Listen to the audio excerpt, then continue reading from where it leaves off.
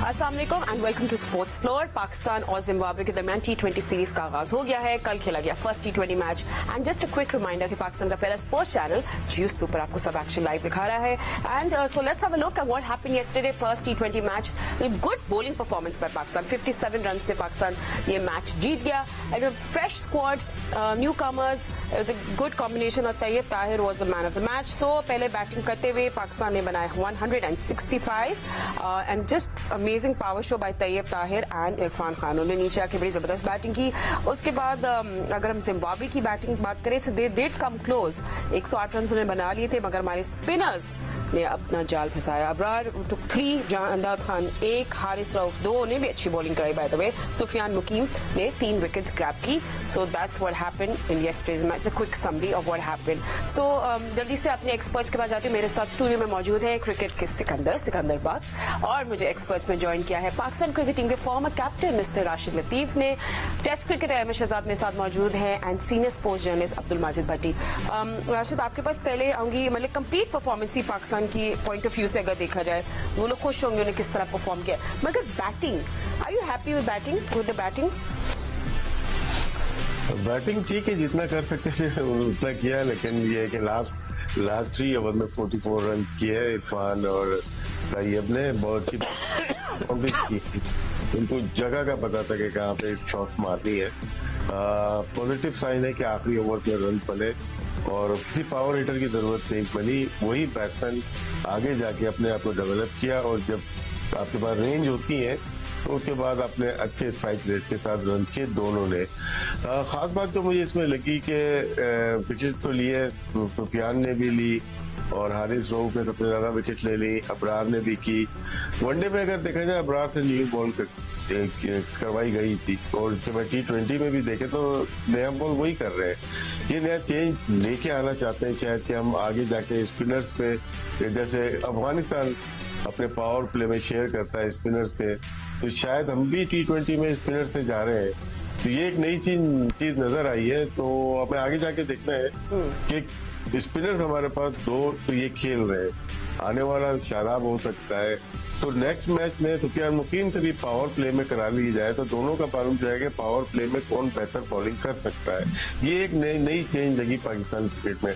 Batting में देखें, नई टीम एक तरह से अपने नंबर्स भी नहीं पता इनको, तो उसमें आप ठीक है, जब आपके 17 ओवर थे 122 रन थे, फिर हम अच्छा लेके चले गए।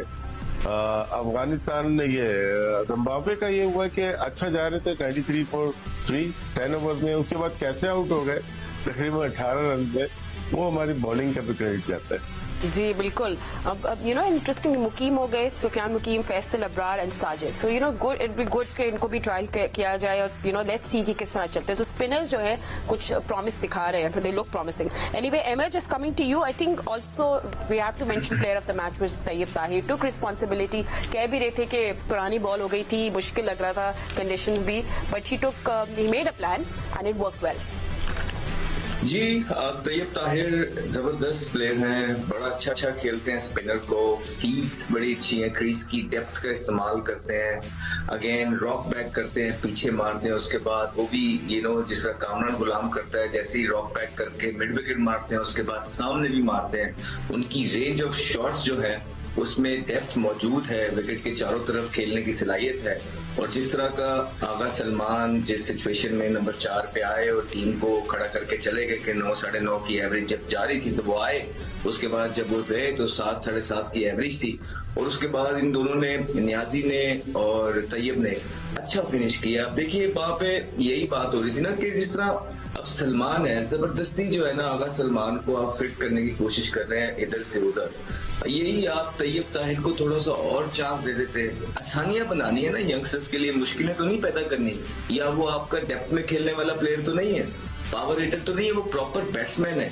तो न्याजी की भी बैटिंग नहीं आ रही, उसको भी थोड़े थोड़े बॉल मिल रहे हैं, तो अच्छा होता कि अगर नंबर 4 पे तैयब ताहिर या न्याजी में से एक हमें देखने को मिलता, क्योंकि सलमान अली आगा ने जो 19 बॉलों पे 13 किया है, मैंने बड़ी बड़ी इनिंग्स देखी है ये रिसेंट पास्ट के अंदर कि बड़ी बड़ी अजीब तरीके से लोग खेले हैं, लेकिन जिम्बाब्वे के अगेंस्ट वो जो पिच कल जिस तरह का बिहेव कर रहा था, जो इंटेंट कप्तान ने शो किए सलमान अली आगा ने कल, इट्स राइट अप देयर। मतलब कि उन्होंने अखीर कर दिया। और उसके बाद देखिए सुफियान मुकीम जिस तरह जबरदस्त उन्होंने बॉलिंग की है, वेरिएशन के साथ उन्होंने बॉलिंग की है, बुरे बॉल कम किए हैं, विकेट टू विकेट ज्यादातर बॉलिंग करने की वो कोशिश कर रहे थे। फिर उनका जो गुगली था जिम्बाब्वियन प्लेयर रीड कर नहीं पाए, स्टंप भी उन्होंने करवाया। उसके बाद इब्रार भी जो है अच्छी बॉलिंग, जबरदस्त बॉलिंग कर रहे हैं पावर प्ले के अंदर। फिर आपके पास फैसल अकरम भी आ गया, तो आपके पास ऑप्शंस पूरे हो गए।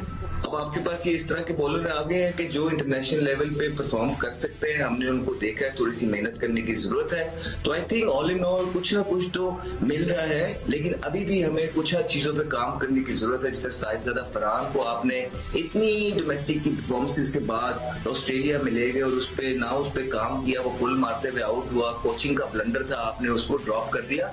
तो आप लोगों को यूं रुसवा नहीं कर सकते, पे काम करना है, क्योंकि उन्होंने 10-10, 12-12 साल जो है लगाए हुए डोमेस्टिक के अंदर। और अगर उसको एक शॉट खेलते हुए प्रॉब्लम हो रही है तो कोचिंग किस चीज के पैसे लेती है? वो इसी चीज के लिए तो रखी जाती है। जिस तरह हमने अपने कोचेस के साथ काम किया, क्या साहिबजादा के साथ किसी ने काम किया? तो आपके पास ऑप्शन मौजूद है, अब उनको यूटिलाइज राइट तरीके से करना है कि जब एक कंपनी ने, ये बहुत इंपॉर्टेंट होने वाला है। And सिको, I think the good thing is that पहले मैच की बात करें तो फिर डिटेल में बात करेंगे। बस आपकी क्या टेक है on the batting and the bowling, तो आप भी अपना समराइज कर दें, फिर विल टॉक मोर। जैसे शहजाद ने बोला कि पहले रिजवान पहले बाबर करते थे कि अगर वो जिस नंबर पे हैं वो किसी को उन्होंने अपने कप्तानी के 3-4 सालों में बनाने की कोशिश ही नहीं की। ये ऐसा नहीं होता, कप्तान अपनी टीम बनाता है, जब टीम अच्छी बनती है तो वो उसी को फायदा देती है। रिजवान ने वही किया, सलमान अली आगा साहब ने भी वही किया। कल चौथे नंबर पे चले गए, 19 गेंदें खेली, 5 ओवर से लेकर 15 ओवर तक सिर्फ 56 रन बने हैं, सिर्फ 56 रन बने, जिसमें कोई चौका नहीं लगा, 2 छक्के लगे, वो उस्मान ने मारे, कोई एक चौका नहीं लगा। फिर आखिरी 5 ओवर में ताहिर ने और उसने मिलकर तकरीबन 60 रन बनाए 12 की एवरेज से। तो इससे क्या अंदाजा हुआ, ये कोई अच्छी टीम होती तो हम फंस गए थे। ये तो जिम्बाब्वे की टीम थी। ये तो बैटिंग की बात हो गई। इसमें विकेट कीपिंग की मैं तारीफ करूंगा, उसने 2 बहुत अच्छे स्टंप किए उस्मान खान ने। पहला वाला तो बहुत ही जबरदस्त था, इसलिए कि वो उनको समझ में नहीं आ रही थी, जैसे अभी शहजाद ने बोला गुगली और उसकी जो चैनमैन, उनको समझ में बिल्कुल नहीं आई। अब जो स्पिनर्स की आपने बात की, आई टोटली एग्री कि सुफियान, फैसल अकरम, ये दोनों अच्छे लग रहे हैं। मैं ये नहीं कह रहा हूं कि बस ये हमें मिल गए, अच्छे लग रहे हैं। और इनकी जो बॉलिंग है उनमें निखार आ सकता है, और वो इसी तरह आ सकता है कि आप उन्हें खिलाएं, जितने छोटे टूर जहां मौका मिलता है जरूर खिलाएं। साउथ अफ्रीका के लिए मैं जरूर कहूंगा, इब्रार तो आपके पास है, साजिद को अगर एक वनडे खिला देते तो क्या होता। मुझे सिर्फ इतना बता दें, मैं मतलब है कि क्या कहूं अपने पीसीबी के सिलेक्टर्स को और उनके एडवाइजर्स को, कि मेरा सर पीटने को दिल करता है। अगर एक आधा मैच ओडीआई का साजिद को खिलाकर देख लेते, क्या हो सकता है कि वो सेट हो जाता, पाकिस्तान के लिए मसले मसाइल हल हो जाते। नहीं खिलाया आपने, आप लोगों की मर्जी। तो एनीवे ओवरऑल बहुत अच्छा हो गया, पाकिस्तान मैच जीत गया। अब देखते हैं आगे क्या होता है। ठीक है, एंड भट्टी साहब भी हमारे साथ मौजूद है। भट्टी साहब, आई थिंक रिफ्रेशिंग था हम फैंस के लिए भी, क्योंकि जो बेंच वार्मर्स थे उनको मौका मिला टू शोकेस के you know what they worth basically. जी हाँ फातिमा, जिम्बाब्वे ऐसी अपोजिशन है जिसके खिलाफ आप सिलेक्शन में लिबर्टी ले सकते हैं, क्योंकि इसके बाद जब साउथ अफ्रीका जाएंगे वहां शायद हमारे पास तजुर्बात करने के इतने मौके नहीं होंगे। अभी सिकंदर बख्श साहब बात कर रहे हैं विकेट कीपिंग की, ये सरफराज के बारे में बहुत बात करते रहे। आप देखें ना, हसीबुल्लाह को आप ट्रेवल करवा रहे हैं टीम के साथ, तो भाई जिम्बाब्वे के खिलाफ उसको 3 मैच खिला देना। सरफराज का तो चैप्टर क्लोज हो गया। सरफराज के बारे में इतनी बात की गई जैसे कोई इंडियन प्लेयर पाकिस्तान टीम में आ गया, लेकिन हसीबुल्लाह यंग प्लेयर है, बलूचिस्तान से उसका ताल्लुक है और पीएसएल में उसने परफॉर्म करके दिया। आप उसको यहाँ 3 मैच खिला के चेक करें कि मोहम्मद रिजवान खुदा न खास्ता अगर अनफिट हो जाते हैं तो क्या हसीबुल्लाह को हम आगे कैरी कर सकते हैं, या फिर हसीबुल्लाह को खुदाफिज कह के किसी और विकेट कीपर की तरफ देखें। तो मेरे ख्याल में ओवरऑल एक सलमान अली आगा थोड़ी सी अभी मिसफिट नजर आ रहे हैं। मेरे ख्याल में अब ये विकेट कीपिंग का जो मसला है, मैं 2015 मुझे याद आ गया जब उमर अकमल को खिलाते खिलाते फिर अचानक सरफराज टीम में आ गए, फिर सरफराज लंबे अरसे तक खेलते रहे। तो मेरे ख्याल में हसीबुल्लाह को प्रॉपर मौका मिलना चाहिए। ठीक है भट्टी साहब, आपको sorry Sikku, you wanted to answer something? बिल्कुल, मैं भट्टी साहब कोई सरफराज का दुश्मन नहीं हूं। जो मैंने बात कही थी आज वो साबित हो रही है। उस वक्त जब सरफराज जो कि 38 साल का था, कप्तान रह चुका था, चैंपियंस ट्रॉफी जिता चुका था, पाकिस्तान को नंबर 1 रखा हुआ था। उम्र से कोई सुन तो लो मेरी बात सुन ले पहले मेरी बात। उसको आपने बाहर बिठा के लोगों को पानी पिलवा रहे थे, वो उसकी अपनी इंसल्ट थी। उस वक्त एक नौजवान कीपर, मैं सिर्फ ये कह रहा था कि आपने उसको वहां रखा है तो उसको खिलाओ, नहीं खिलाना तो किसी नौजवान को रखो। आज आप लोग वही बात कर रहे हैं कि नौजवान विकेट कीपर, मैं नहीं हसीब को खिलाएं या किसी और को खिलाएं, मगर मेरा कहने का मकसद था कि वहां पर उस वक्त एक नौजवान को रखें, एक साबिक कप्तान को जो इतना बड़ा उसका स्टेटस है, बड़ा स्टेटस है, उसको आप बिठा के चाय पानी पिलवा दें। अच्छा, लेट्स अगेन बी रेलेवेंट, वापस हम मैच के बारे में बात है। राशिद लतीफ भी साथ है तो उनसे भी टेक ले लेते हैं। बट उस्मान खान कीपिंग आपको कैसी लगी? वैसे शार्प तो लग रहे थे उस्मान। नहीं, स्टंपिंग वो जो था वो मेरी तरह धोखे में हो गया था। एक तो चिपक गई थी बॉल हाथ पे, नो डाउट, लेकिन ये रीड करना मुश्किल हो जाता है। जो अनऑर्थोडॉक्स होते हैं लेफ्ट आर्म रिस्ट स्पिनर, इनको रीड करना मुश्किल होता है कीपर्स के लिए भी। हम यूज टू होते हैं राइट आर्म लेग स्पिनर पे बहुत ज्यादा यूज टू होते हैं, फिंगर स्पिनर पे यूज टू कीपर होते हैं। तो बैट्समैन को देखिएगा, जितने भी दुनिया में ये लेफ्ट आर्म अनऑर्थोडॉक्स जो बॉलिंग करते हैं उसमें कंफर्टेबल महसूस नहीं करते। इनका इकॉनमी रेट भी बहुत अच्छा होता है, चाहे वो सुफियान मुकीम हो, फैसल हो, कुलदीप हो या शमशी हो। तो इसमें विकेट कीपिंग थोड़ा सा मुश्किल होता है। उसके लिहाज से हम ये कह सकते हैं कि कीपिंग अच्छी की। इनकी जो T20 की जो बात हो रही है ना, मैं मवासा करते हैं 3 कीपर्स का, अगर मवासा कर लेते ठीक हैं, है। हारिस है, हसीब है और उस्मान है। उस्मान बैटिंग में बहुत आगे है, इन दोनों से बहुत आगे है और जिसकी वजह से शायद ये मौका मिला। हसीब वनडे में अगर देखा जाए जो लिस्ट है में, उसमें बहुत अच्छी परफॉर्मेंस है। उनकी सेंचुरी ज्यादा है, उनका 50 से ज्यादा उनका एवरेज है, स्ट्राइक रेट 88 तक है। तो उसमें उनको चांस, जिसमें जिस फॉर्मेट में हम लोग मिक्स कर देते हैं कभी कभार सिलेक्शन में भी, और हम तजिया करते हुए मिक्स कर देते हैं। तो उनका जो स्टेटस है टेस्ट क्रिकेट और वनडे में वो ज्यादा बेहतर लग रहा है। T20 में उनको डिफरेंट नंबर्स पे खिलाया जाता है। लोग कीजिएगा, कभी वो जल्मी से ओपन कर रहे होते हैं, कभी 5 कभी 6 और कभी ड्रॉप हो जाते हैं। तो इस वजह से उस्मान को जो लेके आए शायद इसी वजह से कि उनका रिकॉर्ड जो है T20 में बहुत अच्छा है। अच्छा Ahmed, do you agree with that Usman Khan की inclusion as because of course numbers हमारे सामने हैं? देखिए, मुझे एग्री करने की, मेरे एग्री होने ना होने से कोई फर्क पड़ता नहीं है। मैं सिर्फ ये जानता हूँ कि उस्मान खान ने कितनी डोमेस्टिक पाकिस्तान के अंदर खेली है। अगर आपने इसी तरह खिलाने तो इंग्लैंड में भी बड़े पोटेंशियल वाले पाकिस्तानी प्लेयर पड़े हुए, उनको भी ले आए। ऑस्ट्रेलिया में भी पड़े हुए हैं, भारत के अंदर भी बड़े मुसलमान खेल रहे हैं, आप उनको भी आके खिला दें। ऐसे नहीं करते हैं आप। आपका जो एक सिस्टम है उसको सरपास करके लोगों को नहीं खिलाते हैं, एक अपने डेकोरम रखते हैं। तो जो लड़के आपके सिस्टम को चला रहे हैं, डोमेस्टिक के अंदर आपका पहिया चला रहे हैं, आपने उनको ओब्लाइज नहीं करना, आपने उनका ख्याल नहीं करना। तो मेरे ख्याल से हसीबुल्लाह, जिस बलूचिस्तान राइट है, अगर बलूचिस्तान का एक लड़का सुपरस्टार बनेगा, आप सोचिए कि उनको कितनी खुशी मिलेगी। और इन लम्हात में, उन लम्हों में जहाँ उनके लिए कोई चीज वर्क नहीं कर रही है रिसेंट पास्ट में, अगर वो वहां पे सुपरस्टार बनता है और वहां के लोगों को ग्राउंडों तक लेके आता है, तो इसमें किसका फायदा है? इसमें पाकिस्तान का फायदा है, लोगों का फायदा है। तो इसलिए, और लड़का पोटेंशियल वाला है, तो इसलिए मुझे लगता है कि इन सब में से जो बेहतर चॉइस है, जो ठीक खेल लेते हैं, जिनका एटीट्यूड भी ठीक है, कोई मसले नहीं है, बड़ी बड़ी बातें नहीं करते, कोई एजेंट PR नहीं चलाता, तो वो यही बनते हैं हसीबुल्लाह। और बाकी आप देखें कि परफॉर्मेंसेज देखें, 2-2 परफॉर्मेंसेज हैं 30-30 मैचों में, और वो ग्लोरीफाई हो जाती है सोशल मीडिया पे, बिकॉज उनका एजेंट भी वही है। ठीक है, अगर आप देखेंगे तो एज सच फिनोमिनल परफॉर्मेंसेज 70, 80, 60 की हर तीसरे मैच में कोई भी नहीं दे रहा। तो इन सब में से जो डोमेस्टिक के अंदर जिसकी सबसे ज्यादा, सबसे अच्छी परफॉर्मेंसेज होंगी और जो मेहनत कर रहा है लड़का, जिसका ग्लव्स वर्क भी मुझे जो है ना बाकियों से थोड़ा शॉर्टर फॉर्मेट में ठीक लग रहा है। हाँ, जहां तक टेस्ट की बात है, टेस्ट में आप एक जो प्रॉपर कीपर है उसके साथ आप जा सकते हैं। वो आपका रुहेल नजीर भी हो सकता है, बड़ा अच्छा ग्लव वर्क है उसका भी, और एक टाइम पे वो लाइन में खड़ा हुआ था।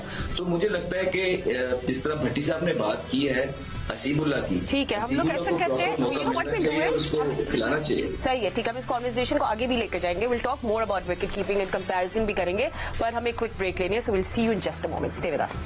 Welcome back after the break. So बहुत कम टाइम रह गया मेरे पास, so I think will just wrap up और बात कर लेते हैं कि जो सेकंड T20 उसमें आप लोग सब क्या देखना चाह रहे हैं, एनी चेंजेस और बैटिंग ऑर्डर में ऊपर नीचे कुछ देखना चाह रहे हैं या नहीं। So will start with you Sikandar, आप शुरू करें फिर मैं पहले उनसे शुरू करूं। सबके पास मैं एक जरा- मिनट है। अच्छा नहीं, नहीं मैं चलिए, राशिद नहीं मैं अच्छा, चलिए, आप करें। तरफ राशिद से। जी राशिद।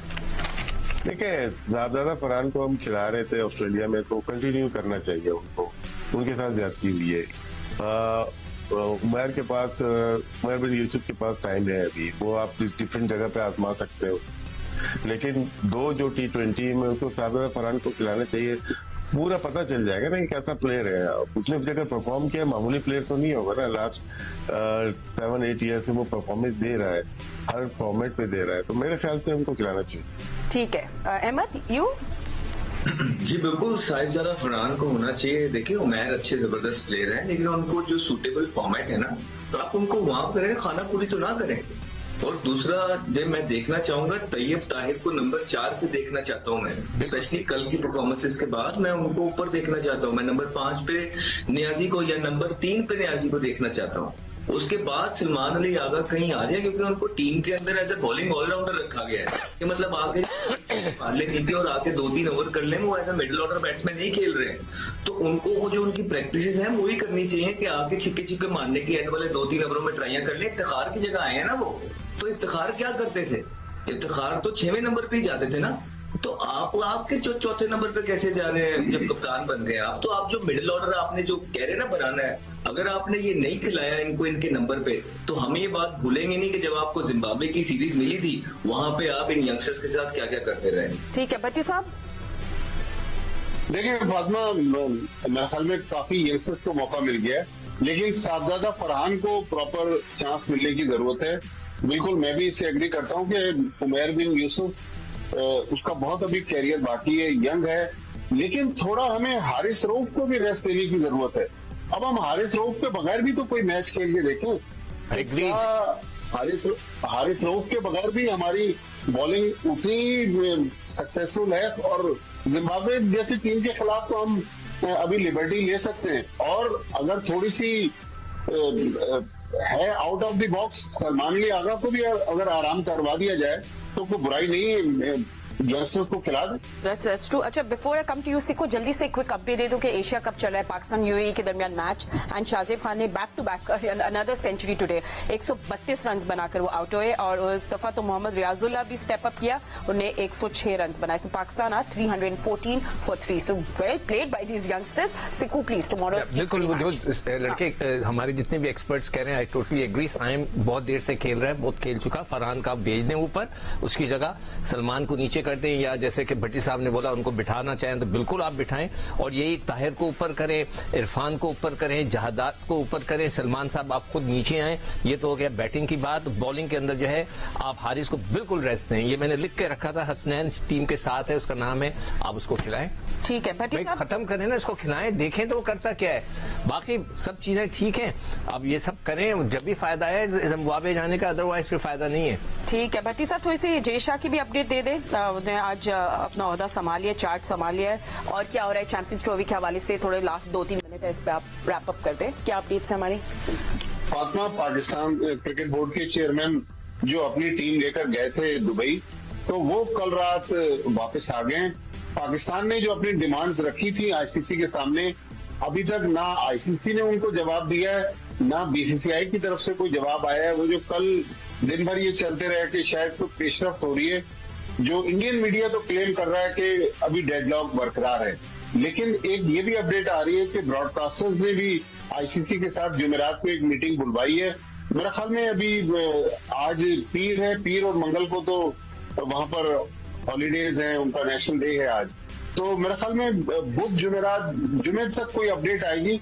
लेकिन अभी तक पाकिस्तान अपने नुक्ते नजर पे कायम है, भारत आगे बढ़ने के लिए तैयार नहीं, और भारत जो सबसे मेन ऑब्जेक्शन कर रहा है कि चले हम पाकिस्तान से न्यूट्रल वेन्यू पर अगले टूर्नामेंट्स के मैचेस खेल लेंगे, लेकिन जिन टूर्नामेंट्स की भारत ने मेजबानी करनी और उनका फाइनल भारत में होना है, तो भारत कह रहा है कि भाई हमारा तो टूर्नामेंट खराब हो जाएगा अगर पाकिस्तान फाइनल में क्वालिफाई करता है और भारत नहीं आता। तो ये मामला तो पाकिस्तान के साथ भी है। पाकिस्तान खुद होस्ट है, लेकिन अपना फाइनल दुबई में खेलने के लिए तैयार है।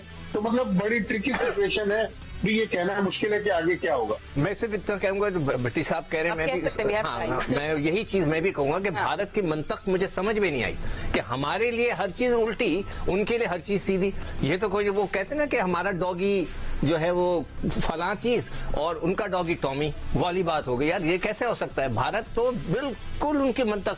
कल इकबाल शहजाद ने बड़ा जबरदस्त प्रोग्राम किया था। शहजाद इकबाल नाम इतने गलत लेते हैं। शहजाद इकबाल ने बहुत अच्छा प्रोग्राम किया था। उन्होंने डिटेल्स बताई जो हमें याद नहीं था कि उन्होंने वादे किए वैसे MOU साइन किया हुआ था कि हम आपसे 6 सीरीज खेलने का मुकर गए। भारत का तो मुझे यकीन ही नहीं आता कि यार इतना बड़ी हुकूमत होके इतने बड़ी अपने आप को ताकतवर और पता नहीं क्या क्या समझते हैं। जुबान के पक्के नहीं है वो, हर चीज साइन करते हैं और मुकर जाते हैं। चले अब लेट्स सी कि इस पूरे मामले का ड्रॉप सीन क्या है। हमने तो अपनी डिबेट यहाँ ऑन की। We are waiting and watching. Pakistan cricket board के chief the big boss has said कि हम लोग सरेंडर नहीं करेंगे, और एनी न्यूज ऑफ अगर आप सुन रहे हैं कि पाकिस्तान ने सरेंडर कर दिए, सब गलत है। So let's see and hope for the best. दूसरा T20 मैच कल खेला जाएगा। पाकिस्तान का पहला स्पोर्ट्स चैनल जियो सुपर सब आपको एक्शन लाइव दिखा रहा है, और हमारे यहाँ तो एनालिसिस जारी ही रहेंगे। Thank you so much to all of my guest for joining us. Will see you tomorrow. अभी फिलहाल इतना ही वक्त है। अल्लाह हाफिज।